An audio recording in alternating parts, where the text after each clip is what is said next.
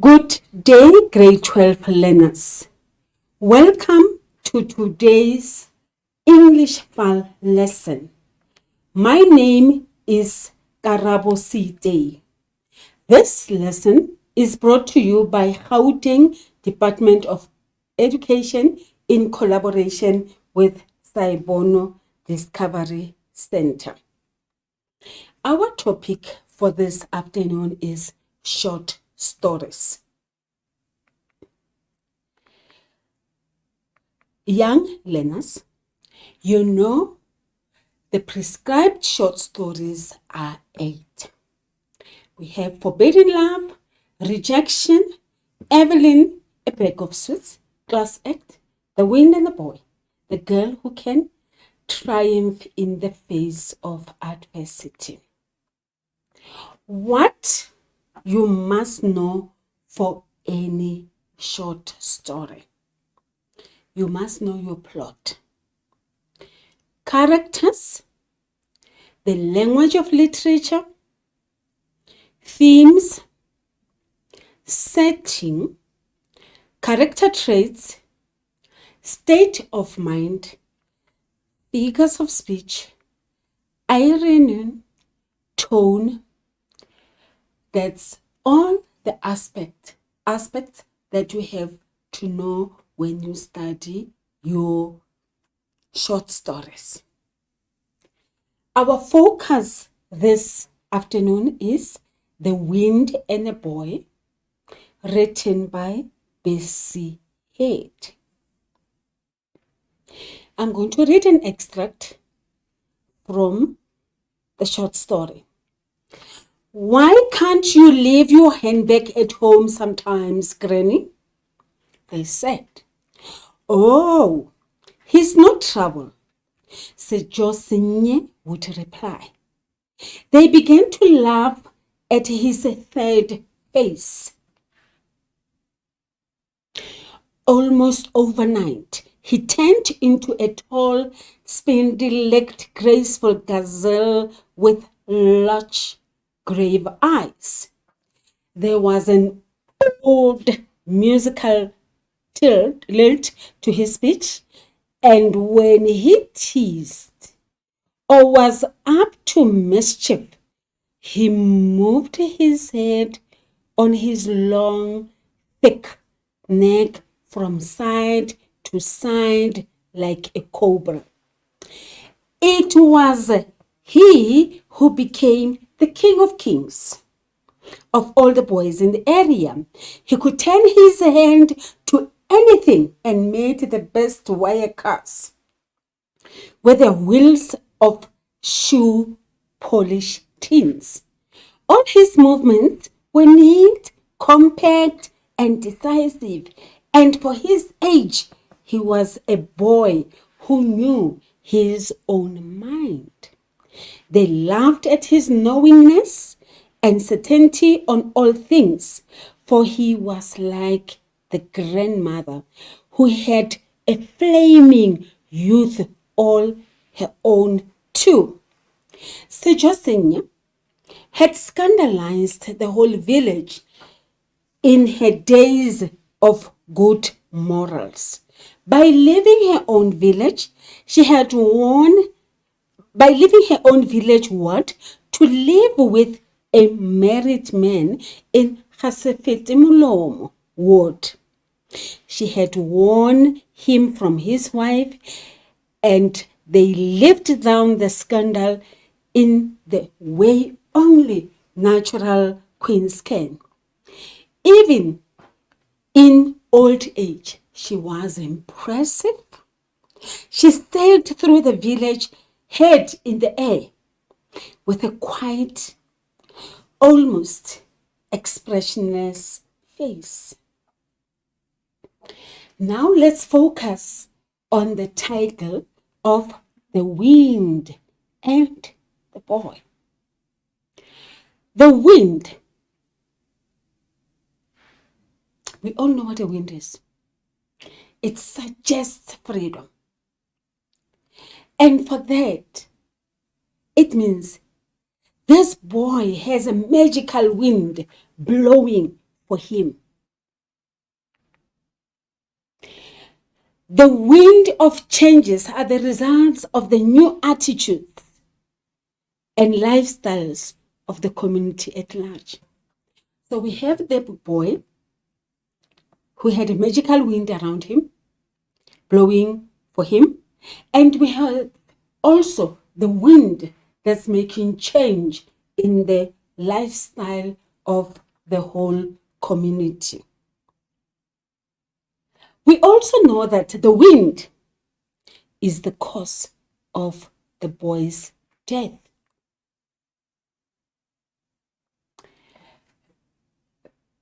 The boy, or a boy from the title, suggests innocence. When you're a young boy, you don't know much, you are innocent and pure. So that's what it suggests about this boy, innocence.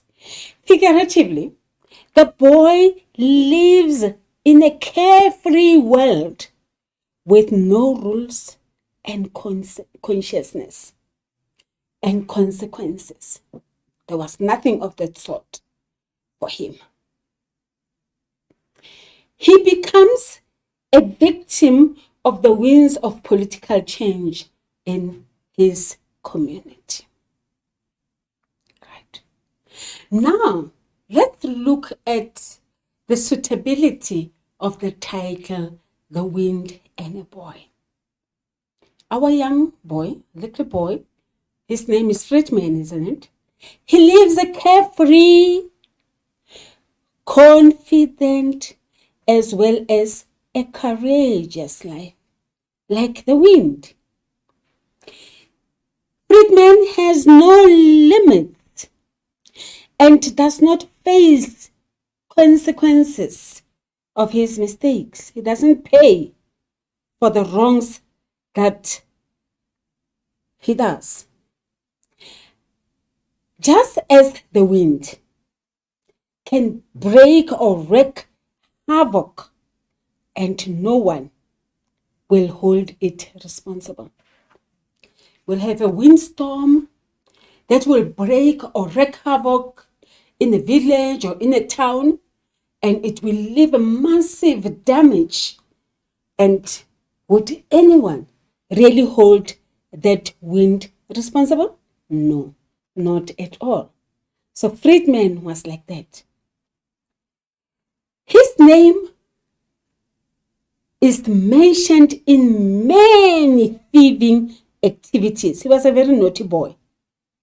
However, adults forgave him for his crimes and blame other boys. And all those boys got punishment for Friedman's wrongdoing. Can you see like the wind? Yes. His attitude towards the truck driver shows he did not care about his consequences, about the consequences of his actions. He just did things as he pleased. No one held him responsible. Like the wind. At the end of the story, this is what happens to him. He rides his bicycle into the path of a truck. And what did he do? He just smiled and propelled by the wind, pushed by the wind. Unfortunately, the truck driver could not apply his brakes. And remember, this very truck driver was unlicensed. And what happened to Friedman? He was hit and he died immediately. So we see that the wind had a lot to do with Friedman's attitude and the way he led his life. And at the end, he dies in a car accident. The story is about a grandmother Sejosiny, who is raising her daughter's son in a rural village because her daughter has to continue working and she could not take care of her child. Sejosiny takes Friedman everywhere. They have a very close bond. Sejosiny is very proud of her grandson. He is the apple of her eye. She loves the grandson very much. Friedman, like I said earlier, lives a carefree life, a life without care, a life without limitations, a life without responsibility, and at the end gets killed in an accident. His death affects the grandmother so much that she also died and was buried 2 weeks after the boy's funeral. Sad, isn't it? Very. Now, learners, remember, we have done now the plot of the story, the title of the story. We're moving on to one other critical aspect of the short story, which is what? Setting. Ask yourself the question, what is setting? Setting is where and when a story takes place. The whole environment in which the character lives is or includes time. It also has to touch on location.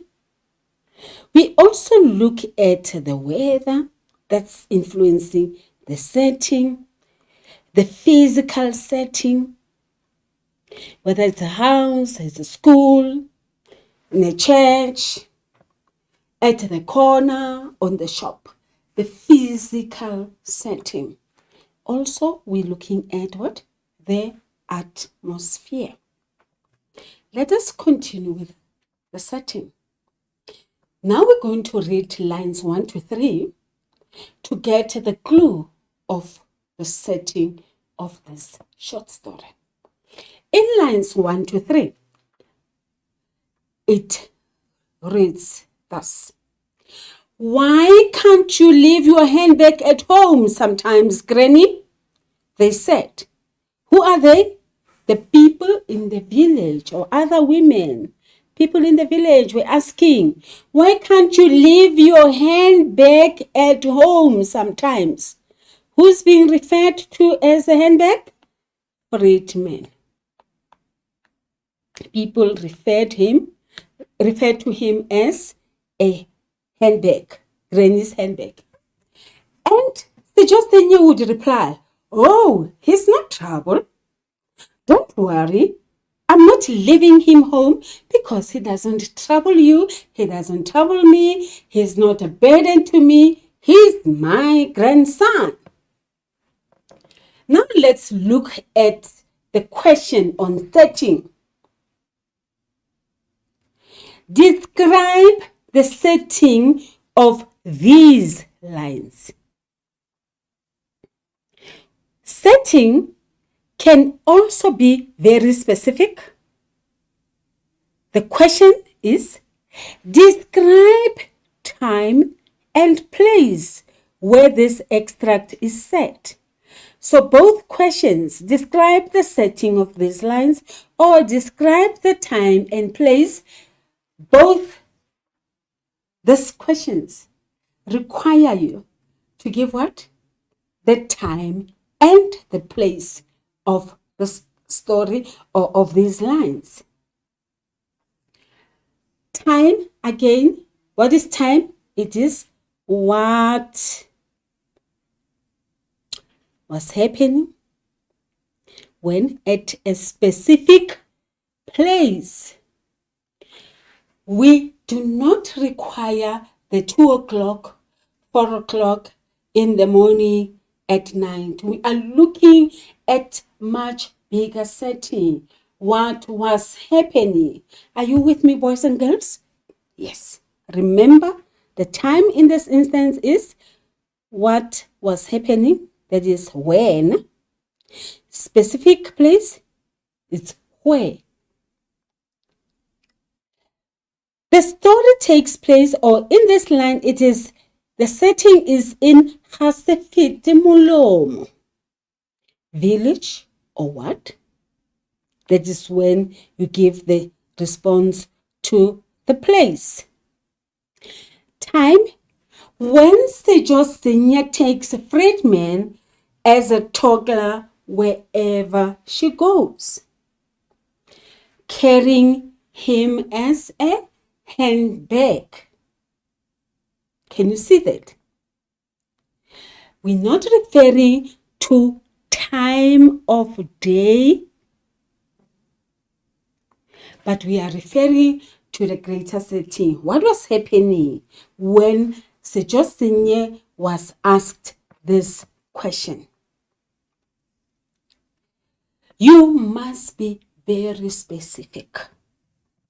It is at that time when Sejosinya takes Friedman as a toddler wherever she goes. Right. Now, let's look at how Friedman got his name. A doctor named Friedman was very friendly towards Sejosinya while she waited the birth of her grandson in the hospital.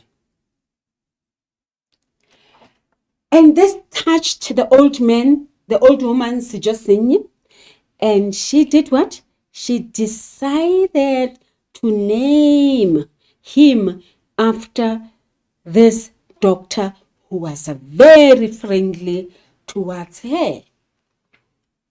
That's how our young boy got the name Friedman, named after a doctor. Oh boy, I'm so hungry I could eat a horse. Boy, I'm so hungry I can eat a horse. That is an example of a hyperbole. A hyperbole is an exaggeration or extravagant statement used for effect. Imagine you eating an elephant. Friedman became the king of kings of all the boys in the area. This is what we get in the extract. So he was not just a king, but a king of kings. And that is what? An exaggeration. To name him not just a king, but a king of kings. This exaggerates the boy's status and influence among his peers. Oh boy, we know that, isn't it? Other boys were always punished about his deeds, his bad deeds. So he had an influence on his peers. Furthermore, Sejosinya, and another exaggeration, Sejosinya had won him from his wife. Who? The husband. This exaggerates the woman's victory over her rival. These hyperboles exaggerate the boy's status and influence amongst his peers and the woman's victory over her rival, suggesting that the grandmother and the grandson were very popular or powerful.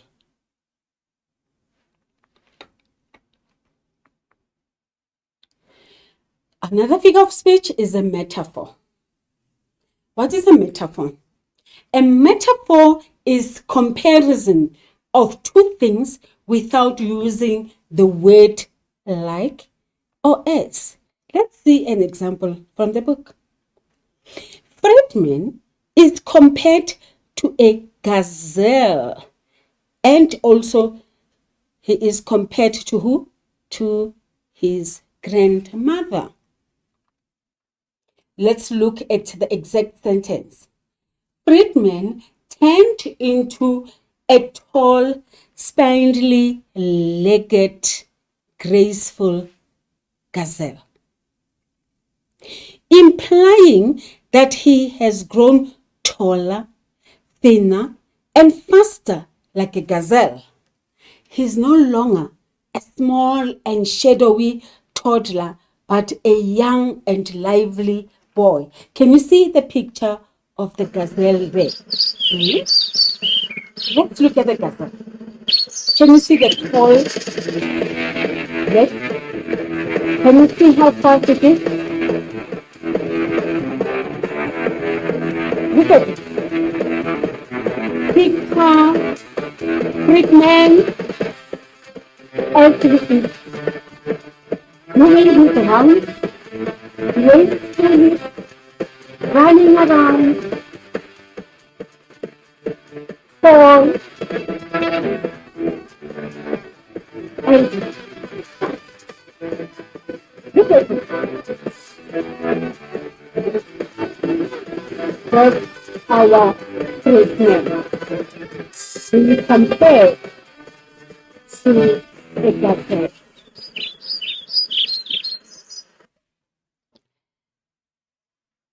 Furthermore, we have a simile. A simile is a comparison of two things using the word like or and as. Metaphor without like or as. Simile with like or as. But both are comparison. Let's look. Friedman moved his head on his long, thin neck, very thin, from side to side, like a cobra. Can you see the like there? Yes. What does this mean? This simile compares Friedman's head movement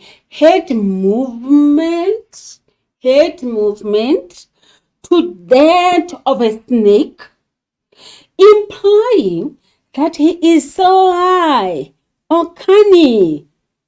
Snakes are sly and cunning, isn't it, boys and girls? Yes. Why are we doing figures of speech? We're not only studying the story for pleasure and knowing the plot, but we are given a task to analyze, to read the story critically. And what I'm doing now, this is what you need to do when you study all the short stories, even your drama, even your poetry. You need to look very close and be able to identify all this that I'm mentioning to you today.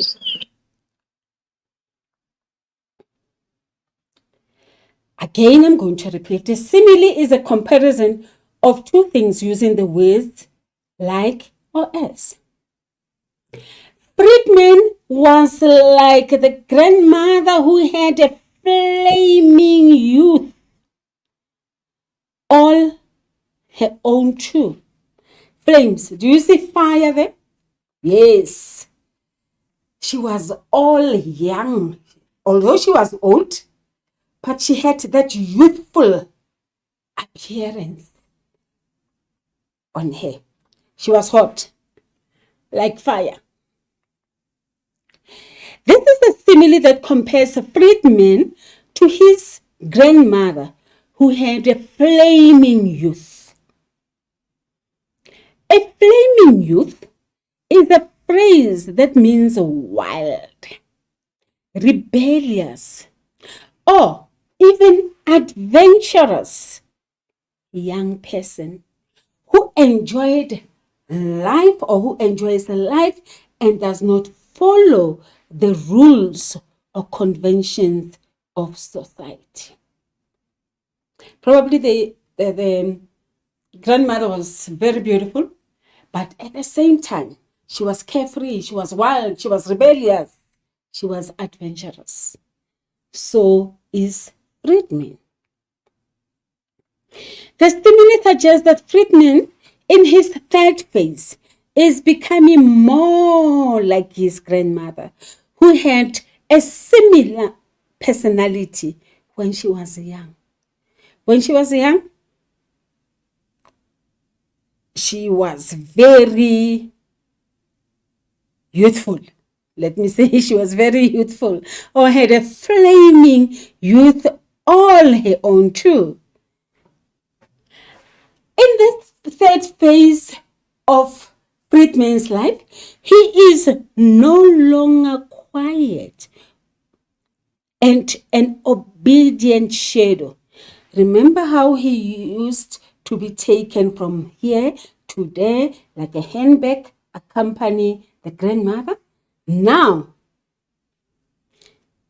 he is no longer a shadow, but a curious and daring boy who explores the world and seeks new experiences.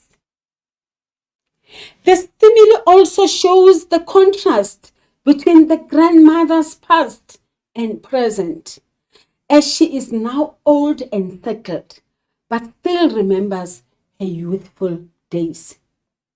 The simile also implies that the grandmother understands and supports Friedman's adventurous spirit as she sees herself in him. We are like twins. That is Sijosinya. I and my grandchild are the same. We have that flaming youth about us. We have another figure of speech called what? Alliteration. Alliteration is the repetition of consonant sounds at the beginning of words that are close together. Friedman could turn his hand to anything and made the best wire casts with their wheels of shoe polish tins.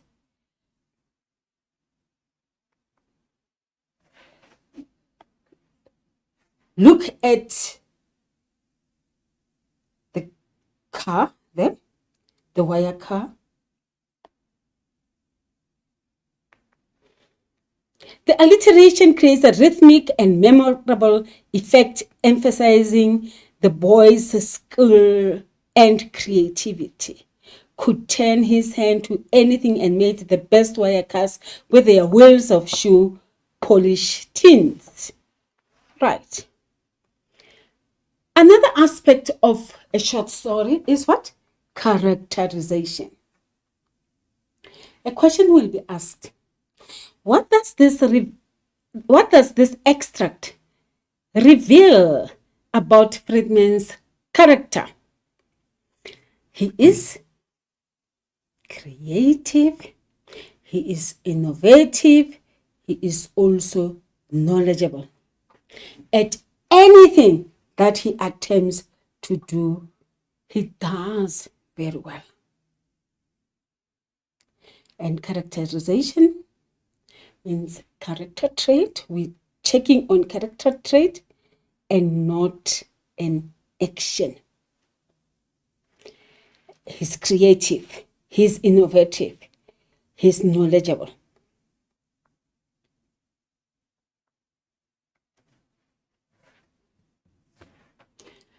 Boys and girls, now let's look at irony. When you check irony or you study irony, remember in your mind, you need to know that there must be a contradiction. Irony is when someone says something that contradicts what they actually mean. They say something whilst they mean the other thing. Explain the irony in how Sejosenge lives down the scandal in the way only natural queens can. They're referring her to a natural queen, and she's living down what? The scandal. She had a scandal, isn't it? The irony is she's living it down the way only natural queens can. The irony in this situation is that Sejosenge behaves in a way that contradicts the expectation of others and the norms of society. As a society, this is what we believe in. And remember in the text it says, she has scandalized the whole village by doing what? By taking a man from his wife. Sejosenge had an affair with someone's husband, which is considered shameful, not only shameful, but an embarrassing act. But instead, listen to the word, but instead of being guilty or remorseful, she acts proud and arrogant like a queen. She lives down the scandal. She comes out on top as if she hasn't done anything wrong. Remember, when you do irony or you identify an irony or you explain the irony, you need to use a word like but or yet to show the contradiction. She's regarded as a natural queen. But a queen can never have a scandal, isn't it? So our queen, Sejosenge, who is very arrogant and proud and live very high, and some people even admire her. Although, or yet, she had an affair with someone's husband. She ignores the criticism and judgment of others and acts as if she did nothing wrong. She goes on with her life like a natural queen. This creates a contrast or a contradiction between her actions and the reactions of others. And this also shows her indifference. She's indifferent, isn't it? And she is defiant of the moral values of her community. Is this also true for Friedman? Yes. Carefree. Let's look at another aspect, state of mind. The state of mind means a person's emotional state. What do they feel at that particular moment? We have to do with what? Feelings.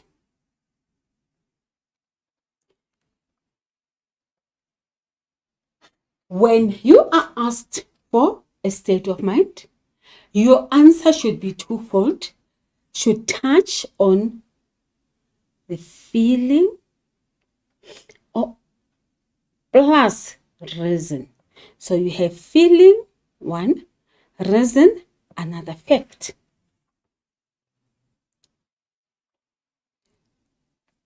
In all instances where state of mind is asked, they will be referring you to this extract or in this line, this extract, this line, not the rest of the short story or the rest of the novel or the rest of the drama, but this.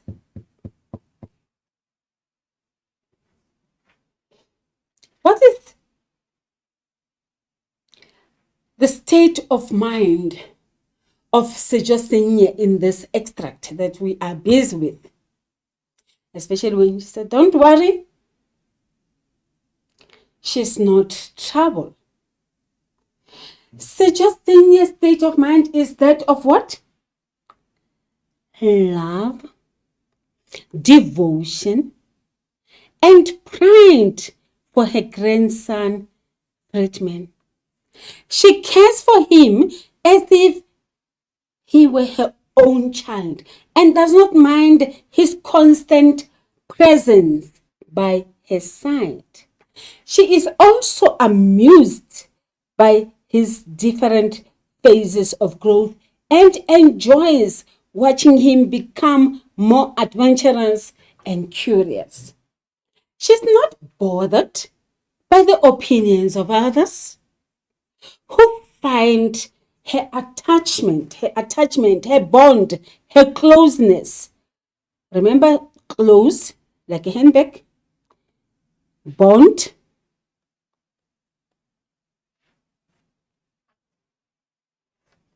She's not bothered by the opinions of others who find her attachment to Fredman strange or inconvenient. She's happy and content with her role as a grandmother and does not seek any other pleasure and distractions. State of mind again means the person's emotional state. Remember what we said? We must give feelings as well as reason. The Josenior state of mind is one of what? Love, devotion, and pride. Reason? She is amused by the different phases of growth and enjoys him become more adventurous and curious. She is not bothered by the opinions of others who find her attachment to Fredman strange or inconvenient. She is happy and content with her role as a grandmother. Can you see that? Yes. State of mind. Now we are moving on to another short story that you have to complete in this term. Evelyn, written by James Joyce. James Joyce was born in a place called what? Dublin in Ireland. He studied French, German, Italian, and English languages and literature. He has a masterpiece. He's written a masterpiece called The Dubliners, which is a collection of short stories completed in 1905 and published in 1941. And he died in Switzerland in 1941. Let's look at the aspects that make up a short story. We have an exposition. What is an exposition? With our first story, we looked at the literary devices that makes up a short story. Now we're looking at a different aspect of what makes up a short story in Evelyn, written by James Joyce. The exposition of a story is the part that introduces the main characters, the setting, and conflict. The exposition consists of the first two sections where Evelyn sits at the window. Can you see her on my picture here? She's seated at the window and she remembers her past life. What about her past life? Her family, and also her lover, Frank. The exposition establishes Evelyn as a young woman who is unfortunately unhappy and dissatisfied with her current situation. And she's facing a difficult choice between staying or living with Frank. My poor Evelyn. Let's look at Evelyn's state of mind. She sat at the window, watching the evening invade the avenue that is at the start of the short story. Her head was leaned against the window curtains, and in her nostrils was the odor of dusty cretonne, which is a heavy fabric. She was tired. What does this extract reveal about Evelyn's state of mind and emotions? We could even remove the word emotions and leave it at, what does this extract reveal about Evelyn's state of mind?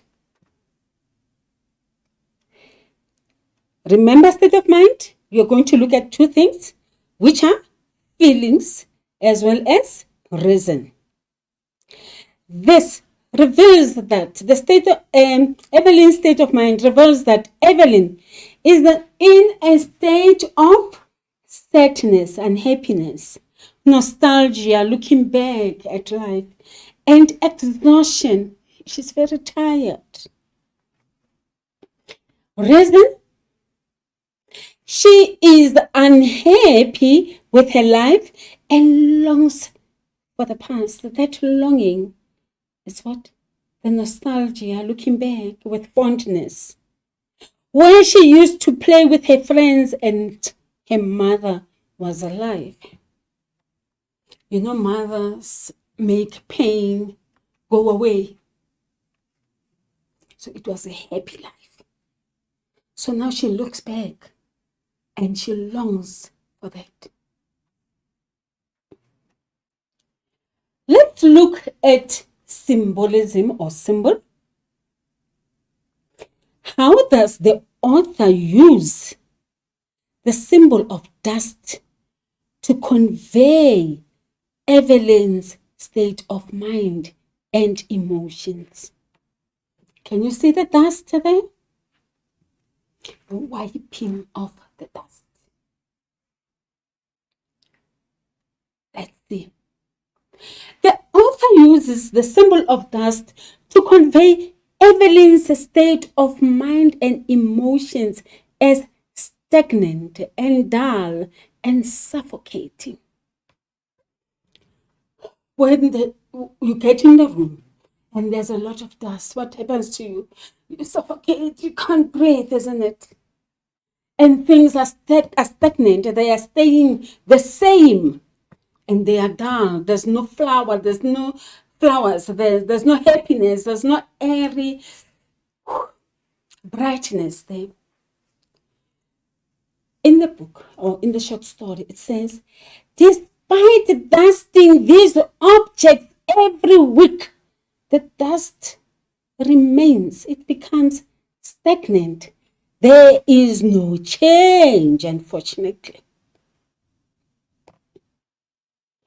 So the dust does what? Emphasizes or heightens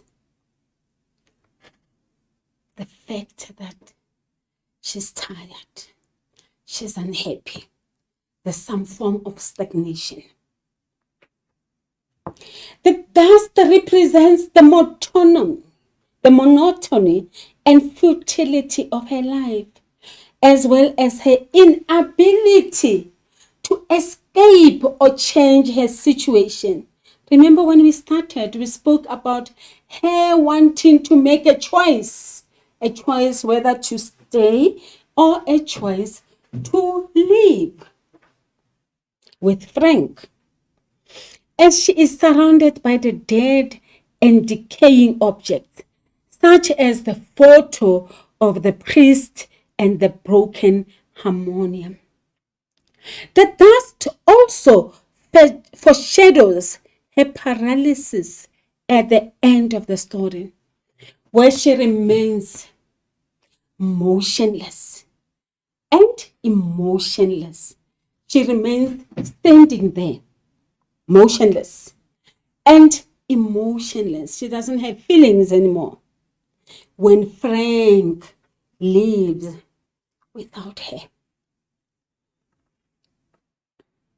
Let's look at the context of the story.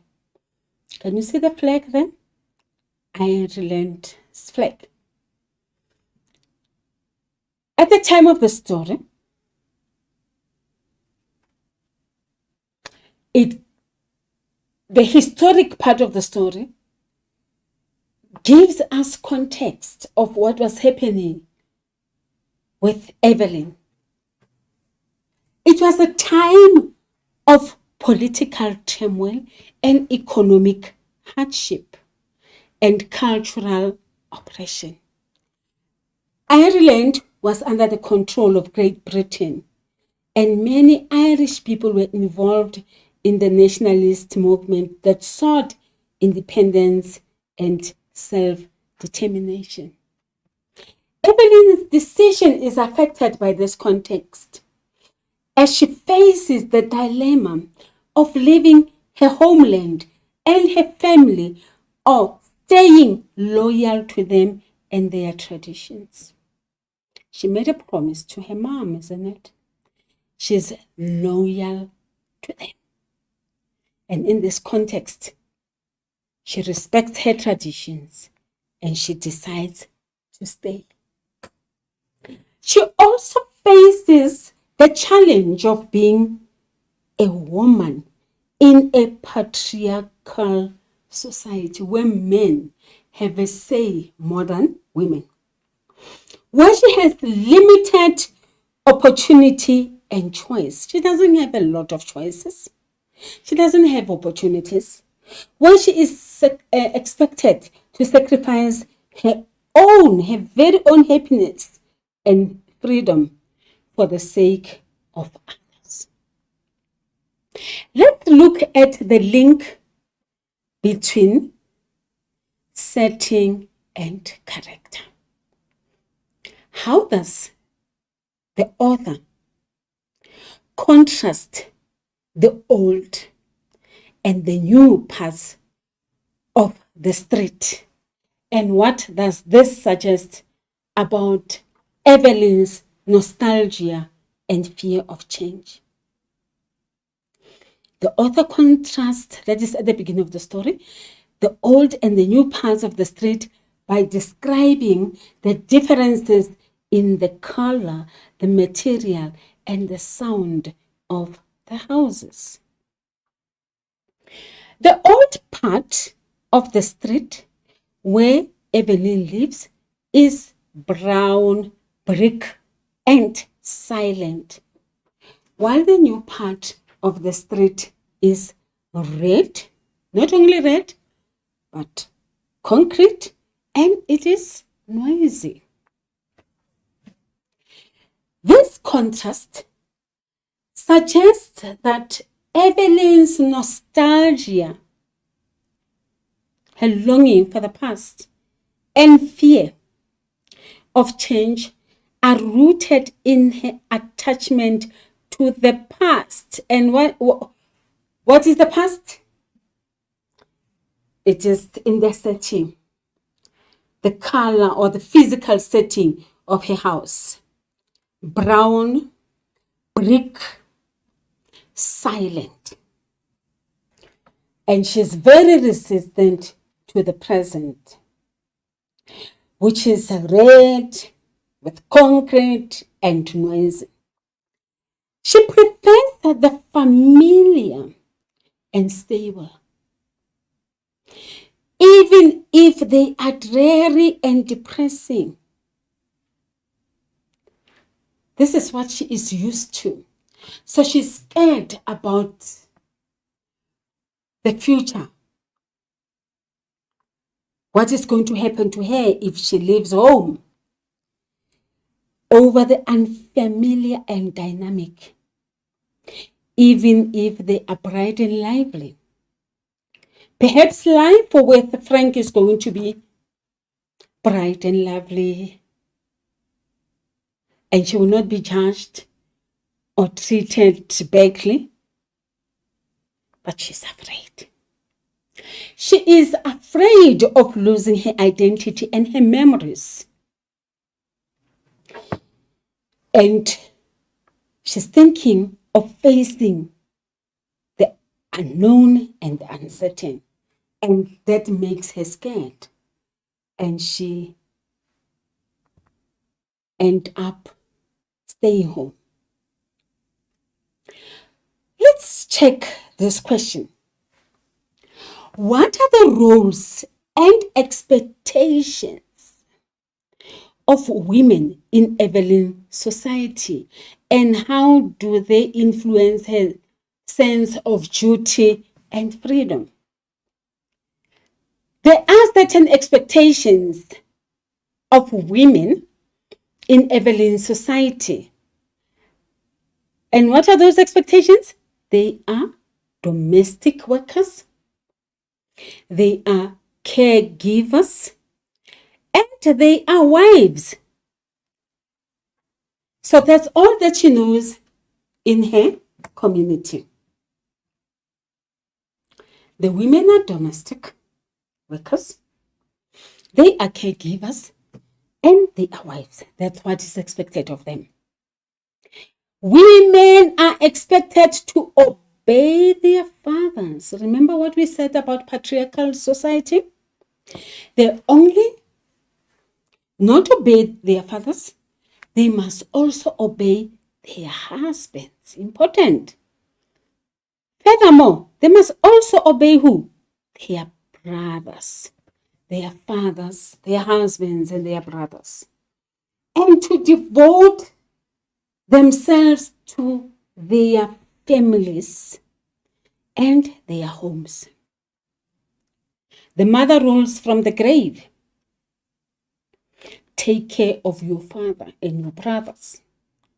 They are not, that is women, Evelyn and other women, are not encouraged to pursue their own education or career or interest, or to express their own opinions or desires or emotions. Much as she loves or she's in love with Frank, but there's something that comes before all that. Obedient to the father, loyalty to the country, to her traditions, and she cannot find self-expression. These roles and expectations influence Evelyn's sense of duty and freedom.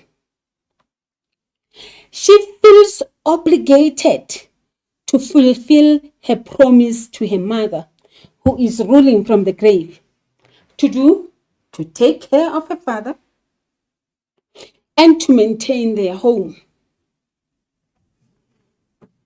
So that's the historical context of her life. She also feels guilty and selfish for wanting to live with Frank and for seeking her own happiness and independence. Sad, isn't it? But that's the truth. She can't break away from the brick, brown, dreary, dusty home or the street.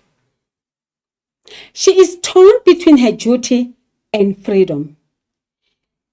And ultimately, she chooses the former over the latter. The latter is going away with Frank.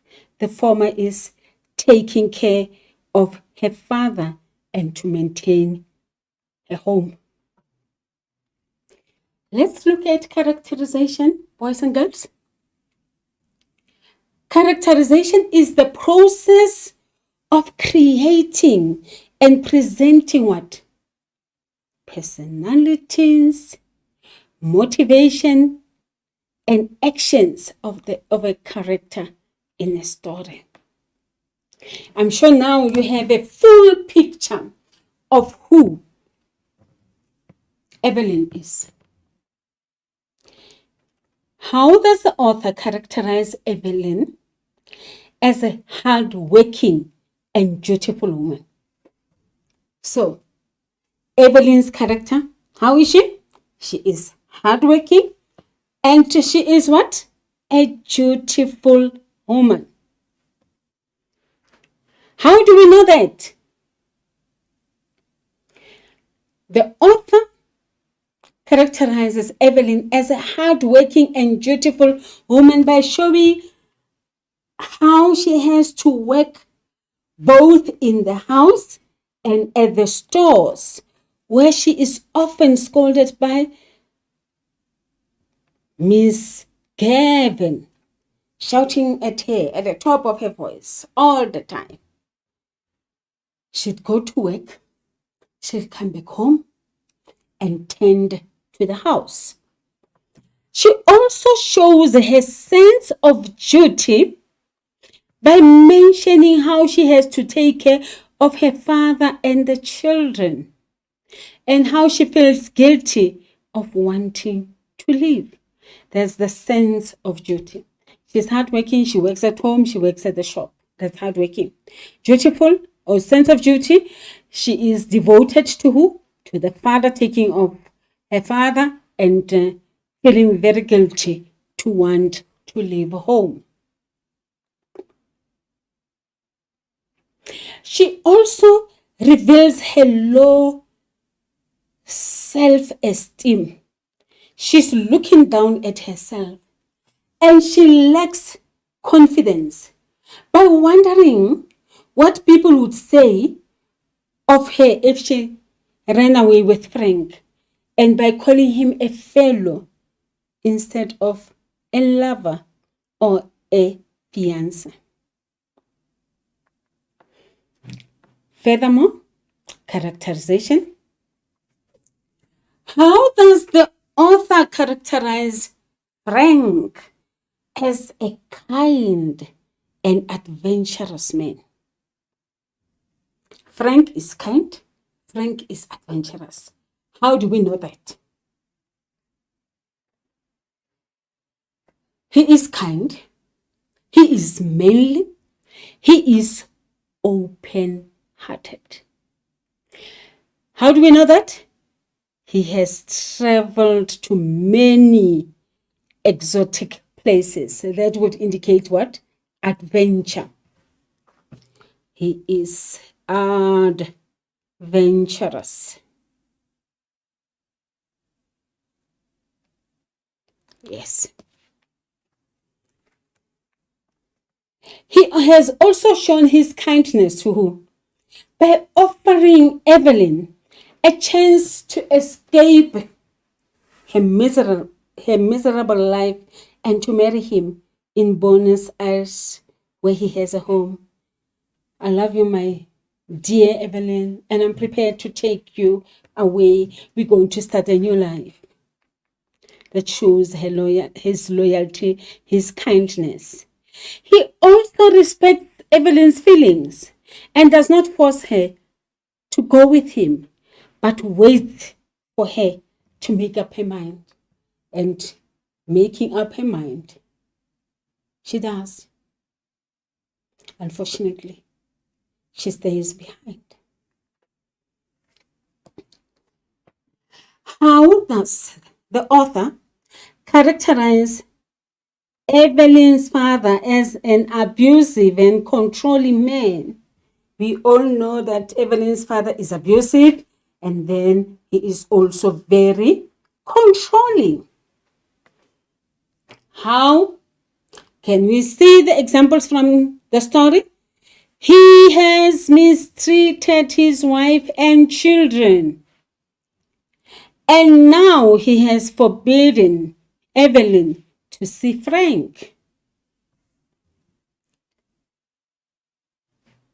That's been very abusive. He also shows that he is a greedy and selfish man. What does he do? He keeps the money that Harry sends, and by demanding more from Evelyn, Evelyn goes and works. When she gets paid, he takes the money. That's greed, isn't it? And that's selfishness. He also threatens Evelyn with violence and uses her dead mother's memory as a way to manipulate her. That's sad, isn't it? He also shows his prejudice and ignorance by calling Frank a sailor chap and saying that he would drown her, that Frank would drown Evelyn, referring their escapade to the sea.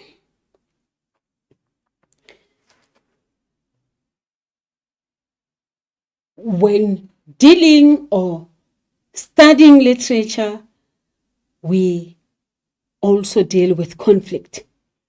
And what is conflict? Conflict is the problem or the struggle that the main character faces. As you read through all the short stories, you study, not read. You're going to read the short stories for enjoyment. And then after you've known what the story is all about, you're going to dig deep into the story. You're going to ask yourself these questions that we're dealing with this afternoon. Conflict is the problem or the struggle that the main character faces. With the wind and a boy, go find what the conflict is. Here, the conflict can also be what? Internal or external. What is the main conflict that Evelyn faces in this story? The main conflict that Evelyn faces is an internal one. She has inner conflict, internal conflict. Between her desire to escape, she wants to run away from her unhappy and abusive life in Dublin. She wants to run away with her lover, Frank. But her sense of duty and loyalty to her family and her home keeps her back. So she has an internal conflict. She also feels guilty for breaking her promise to her dead mother. That's also a conflict, isn't it? And is afraid of the unknown. She's afraid of the unknown and the change that living with Frank would entail. The fear of the unknown.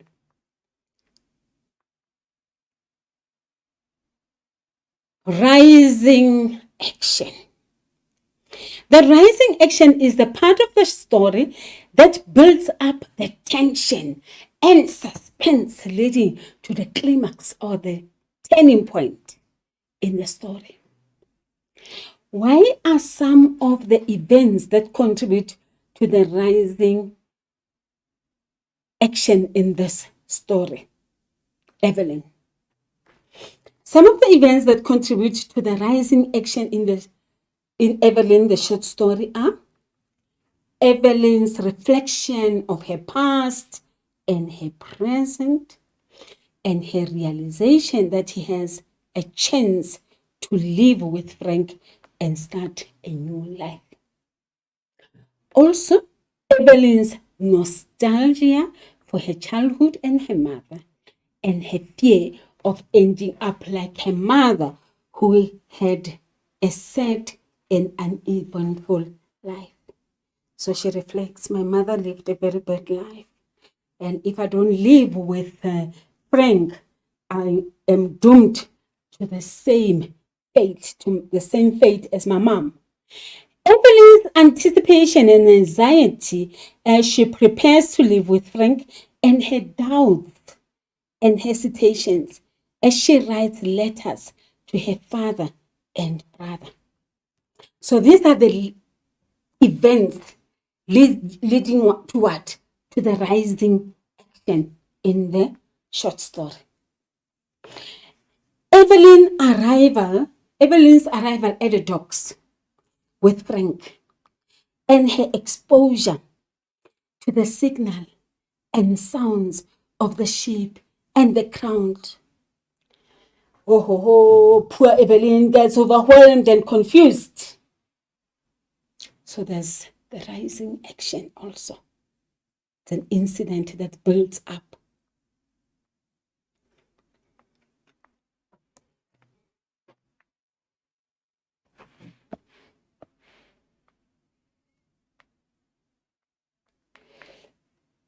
Boys and girls, we are now going to take a minute's break. We'll come back soon. Stay put.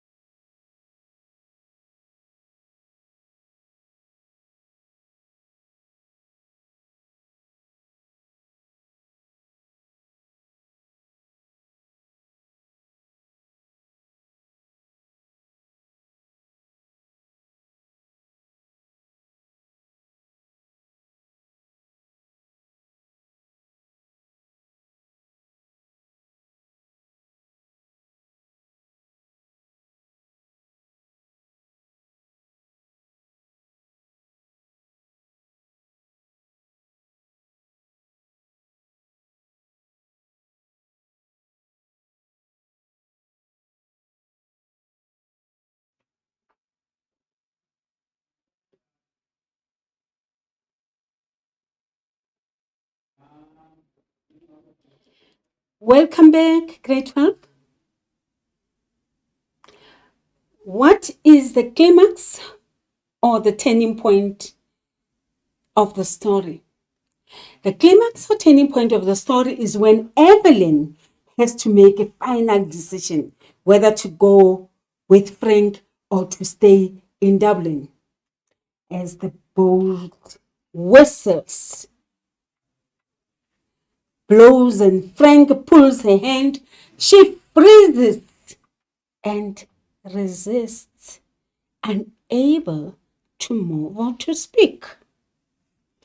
She chooses to remain in her familiar but miserable life, rather than to embrace the unknown but hopeful future with Frank.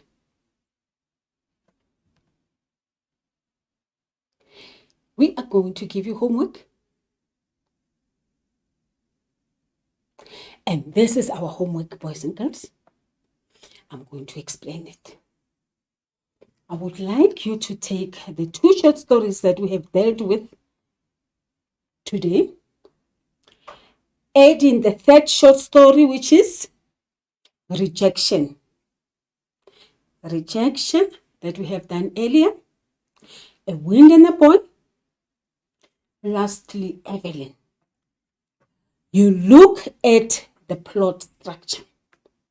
I want you to write in your books, check the title. What is the title? Has the title some relevance in the story? I would like you to write exposition. What is the exposition of the 3 stories that we have dealt with in this term? I want you to write down all the characters per story. Start with rejection, right at the top of your page, rejection. And then write all these columns. The title about rejection, speak to that. Exposition, characters, place, time, who is the antagonist in characters, the protagonist, what is the rising action, the inciting incident, what is the conflict in the 3 short stories, the climax, the falling action, and the resolution. Can you do that? I believe in you. You can easily do that. After you have read each story, ponder or look at this. I want you to write them in the book. Let's see. You will divide. You will have 3 columns. And you will have your exposition and all the aspects that I have indicated. Description, as well as an example from the text. What you understand by exposition, and then the example from the book. Let's give you an example. Let's look at The Wind and the Boy. Exposition in The Wind and the Boy. It is what? The introduction of the setting, the characters, and situation. That is exposition. You must know something about the introduction, the setting, the character,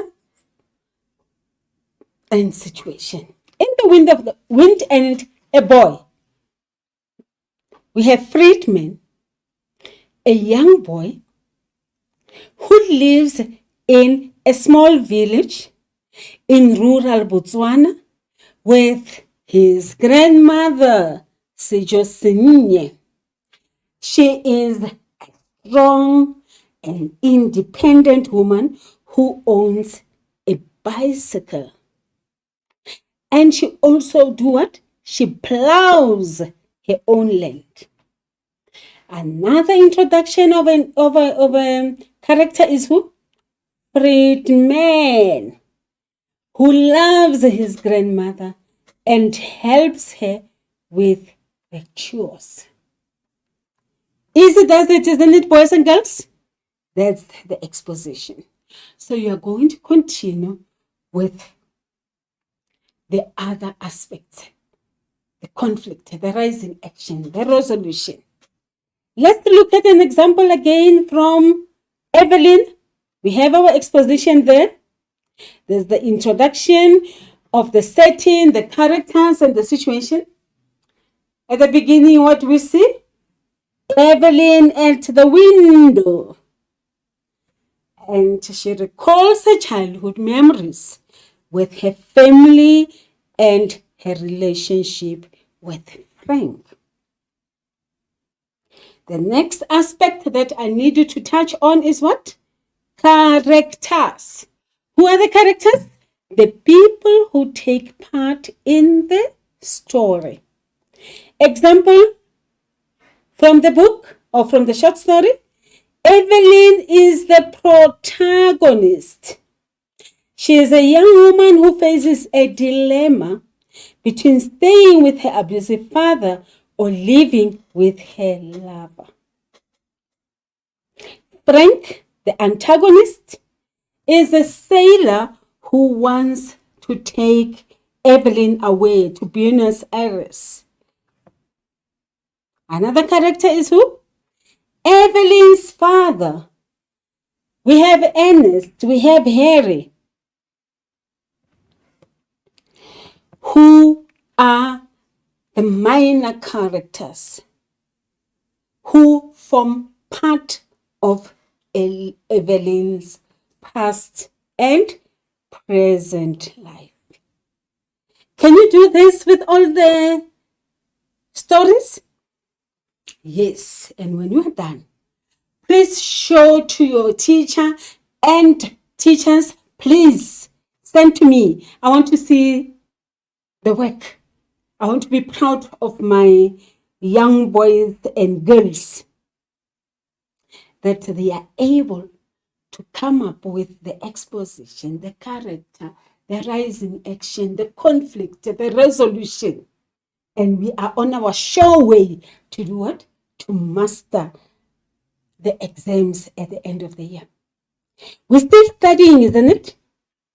Yes. As we are studying, boys and girls, remember the African proverb that says the best way to eat an elephant in your path is to cut him up into little pieces. Remember the hyperbole that I've shown you earlier, where it says, boy, I'm so hungry I can eat an elephant. I know you are hungry to learn this year, and you are hungry to pass matric. And what is that you're going to do? You are going to cut this elephant piece by piece. And what does that mean? The best way to solve a problem is to tackle it bit by bit, one step at a time. And we are on a sure way to ace matric come November. Thank you for watching this lesson, grade 12. Go and enjoy your literature, study your short stories, and be ready for the 2024 end of the year exams. Good luck. See you